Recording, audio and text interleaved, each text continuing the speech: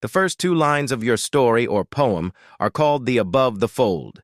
This is where you're gonna grab the reader's attention and make them want to dive in.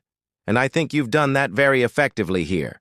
Under the quiet stars, she waited in white. The shadow did not wait. It's mysterious. It's a little bit scary. It makes me want to read on. So let's dive right into it. From the vaults of Watcher of Divine Paradox comes a vision best left undiscovered.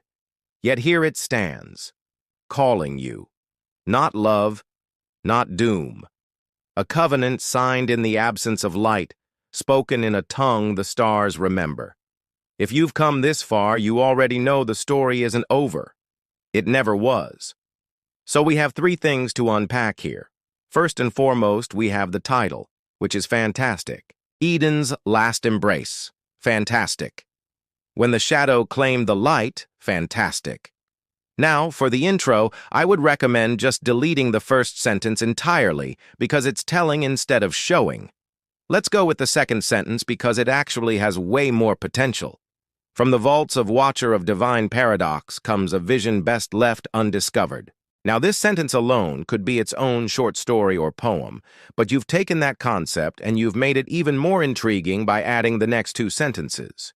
Yet here it stands calling you, not love, not doom.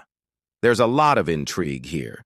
There's a lot of mystery, and you've piqued my interest. Now, the third paragraph, covenant signed in the absence of light, spoken in a tongue the stars remember. If you've come this far, you already know the story isn't over. It never was. This could be a great ending to the story or poem. However, where you've placed it, it feels like a bit of a downer ending. So, I would recommend moving this to the beginning. That way you kind of sandwich the reader between the past and the present. Overall, this piece is fantastic. There's a lot of intrigue. It's mysterious. It's a little bit scary, and I love it. You've done a fantastic job with the world building. And again, that's because you're not telling the reader anything. You're showing the reader everything. So they're forced to ask questions. And that's what makes a story or poem interesting. We have to ask ourselves questions. We have to be curious. And you've definitely done that with this piece. Fantastic work.